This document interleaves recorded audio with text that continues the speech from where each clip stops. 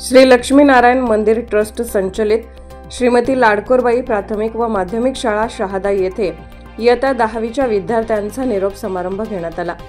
विद्यार्थी हे उद्याचं भविष्य व भावी नागरिक असून ते शाळेचं नाव उज्ज्वल करतील। सर्वांना पुढील शैक्षणिक प्रगतीसाठी शुभेच्छा। ॲडव्होकेट राजेश कुलकर्णी। दीपप्रज्वलन व प्रतिमा पूजन करून कार्यक्रमाची सुरुवात करण्यात आली। तसेच कार्यक्रमाला शालेय शिक्षण समितीचे चेअरमन माननीय ॲडव्होकेट राजेशभाई कुलकर्णी साहेबांनी शुभेच्छा दिल्या व विद्यार्थी उद्याचे भविष्य व भावी नागरिक आहेत, खरंच सर्वांचे नाव लौकिक करतील असे सांगितले। दीपस्तंभ माननीय सौ प्रवीणाताई कुलकर्णी मॅडम यांनी विद्यार्थ्यांना मार्गदर्शन केले। चांगला अभ्यास करा, नक्कीच यश येईल व उद्या तुम्ही गगन भरारी घेणारच अशा शुभेच्छा दिल्या। व्हॉलेंटरी ज्युनियर कॉलेजच्या प्राचार्य श्रीमती नैना पाटील, माजी मुख्याध्यापिका श्रीमती मायाबाई जोहरी मॅडम, शाळेच्या मुख्याध्यापिका सौ सुनंदा तांबोळी मॅडम व शिक्षिका वृंद उपस्थित होते। सर्वांनी विद्यार्थ्यांसाठी परीक्षेसाठी शुभेच्छा व मार्गदर्शन केले। उद्याचे भविष्य तुमच्याच हातात आहे, व्यवस्थित अभ्यास करा। विद्यार्थ्यांनी आपले मनोगत व्यक्त केले। अश्रू अनावर झाले होते। शाळा सोडून जाण्याचे दुःख बोलण्यातून जाणवत होते। कार्यक्रमाचे सूत्रसंचालन इयत्ता 9वीच्या विद्यार्थिनींनी चैताली चव्हाण व वैष्णवी कोळी यांनी सादर केले। सदर कार्यक्रम यशस्वी होण्यासाठी सर्व शिक्षकांनी परिश्रम घेतले। सदर कार्यक्रमात सर्व शिक्षिका वृंद व इतरेतर कर्मचारी वर्ग व विद्यार्थी मोठ्या संख्येने उपस्थित होते। तसं आज या दहावीच्या शिक्षकांना सुद्धा तुम्ही जाताय म्हणून खूप वाईट वाटतंय, पण तुम्ही हे जे घडवलं आहे, जे संस्कार दिलेले आहेत तुम्हाला, त्याची शिदोरी तुम्ही घेऊन जाताय, याचा आम्हाला खूप आनंद आहे। त्याचा तुम्ही पुढच्या आयुष्यात खूप उपयोग करा, चांगले वागा, चांगले राहा, चांगला अभ्यास करा आणि शाळेचं नाव कमवा, तुमच्या आईवडिलांचं नाव कमवा, पुन्हा शिक्षकांचं नाव कमवा। ह्या शाळेतनं आता तुम्ही कॉलेजला जाणार, व्हॉलेंटरी शाळेत दुसऱ्या तुम्हाला जी इच्छा असेल तिथे तुम्ही जाऊ शकता, पण जर व्हॉलेंटरीला गेले तर तिथं खरोखर आपल्या शाळेप्रमाणे तुम्हाला माया मिळेल, त्या शिक्षिकाही तुमच्यावर लक्ष देतील आणि तुमचं पुन्हा ज्या गुणवत्ता तुमच्यामध्ये आहे, जे तुमच्यामध्ये गुण आहे, त्याचा ते खरोखर उपयोग तुम्ही तिथं कराल आणि पुढच्या तुम्हाला 10वीच्या परीक्षेसाठी खूप खूप शुभेच्छा। बेस्ट लक। जर आपण त्याचा अभ्यास नीट केला नाही तर अभ्यासात आता ह्या परीक्षा आहे 8-15 दिवसाच्या, तुम्ही रट्टे मारून पाठांतर करून तुमच्या थोड्या स्किल्स वापरून तुम्ही नक्की पास होणार। मी असं कुठेच ऐकलं नाही की काही मुलांनी म्हणजे परीक्षा दिली आणि ते वर्षानुवर्ष पासच झाले नाही, असं कधी होत नाही। एखादा विषय राहिला तर पुन्हा तुम्हाला संधी मिळते, तुम्ही पास होतात, पण सगळ्यात कठीण असतं आपल्या आयुष्याच्या परीक्षेत पास होणं। मग अशी एक मुलगा म्हणाला ते खरंच बरोबर आहे की बालवाडीत जेव्हा तुम्ही येता तेव्हा तुम्हाला रडायला येतं आणि आज सोडून जाताना सुद्धा रडायला येतं। जेव्हा जेव्हा आतापर्यंत घंटी वाजली तेव्हा तुम्हाला घरी जायची खूप ओढ होती, पण आज घरी जाताना थोडं जड वाटेल निरोप देताना, कारण निरोप हा खरंच खूप कठीण असतो। कोणत्याही टप्प्यावर कशाचाही जो निरोप घ्यायचा असेल तर तो खरंच खूप कठीण असतो। तर ह्या पुढचं आयुष्य तुमचं सगळ्यांचं खूप चांगलं जावं, एक यशस्वी व्यक्तिमत्व तुम्ही घडावे, त्यासाठी आपणही प्रयत्न करायला हवे। त्यासाठी 2-4 गोष्टींची खूप गरज असते आयुष्यात। खूप सोपं आहे, जर आपण म्हणजे काय बरं सांगते पण वेरी गुड तर कुत्र्याला ते फिरवत होते। अचानक माझ्यासारखा विद्यार्थी, शाळकरी विद्यार्थी, खूप शिक्षण झालेला, पण त्याला इकडे तिकडे शोधूनही नोकरी नव्हती, खूप अगदी अस्तव्यस्त झालेला होता। एकदा त्या आश्रमात सहज आला तो की आपल्या स्वामी विवेकानंद काहीतरी आपल्याला मार्ग दाखवते, त्या हिशोबाने ते तिथं पोहोचले आणि त्यांनी त्या मुलाला बघून विचारलं, बाबा तू एवढ्या रागात काय बरं, काय तुला झालं?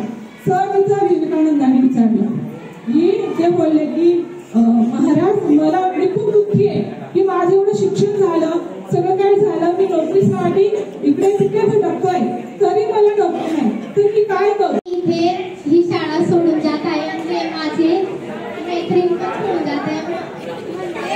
आम्ही जेव्हा 10वीत प्रवास केला तेव्हा हे म्हणजे इतकं जवळ नव्हते, पण तेव्हा आता जेव्हा आम्ही 10वी सोडतोय तेव्हा हे माझी जेव्हा मैत्रीण जास्त जवळ झाले आणि आताच मला शाळा सोडणार।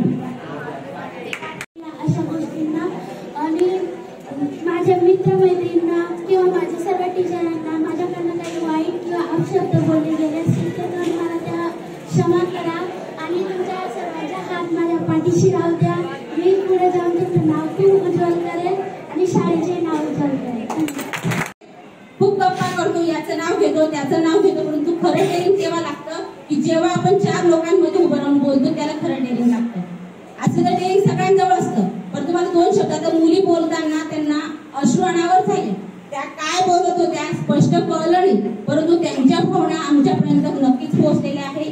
कारण त्या मुलींना माहितीये की भविष्यातला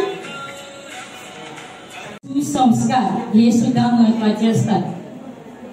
आज आपण पाहतो किंवा आपण बातम्या सुद्धा ऐकतोय, 12वीची परीक्षा सुरू झालेली आहे आणि त्या बातम्या आपण टीव्ही आणि मोबाईलद्वारे ऐकत आहोत. खूप स्ट्रिक्ट पेपर होणार आहे हे पण आपण ऐकतोय आणि म्हणून अजूनही वेळ गेलेली नाही. त्या अनुषंगाने आपण अभ्यास करा.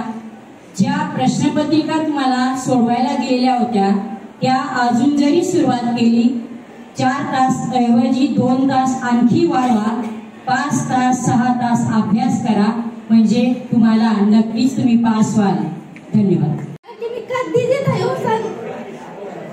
बोलू शकत नव्हती, बोलू शकत. तुमच्या मनामध्ये सगळ्यांच्या आहे, पण आपण ते स्वीकारत नाही आपण, बरोबर आहे की नाही?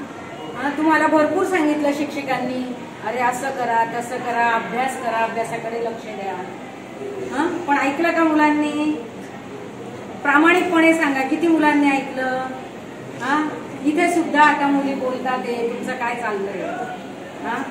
ते पुढे कधी असं भेटणार नाही, अशा शिक्षकांना भेटणार आम्हाला. आणि मला खूप असं वाटतं की ही शाळा सोडून जायच्या, अजिबात माझी होते आणि या मैत्रिणी सोडून जायच्या. बीते हुए यादों के पल ये फिर न आएंगे, ये स्कूल के दिन थे यारों, हम फिर न मिल पाएंगे.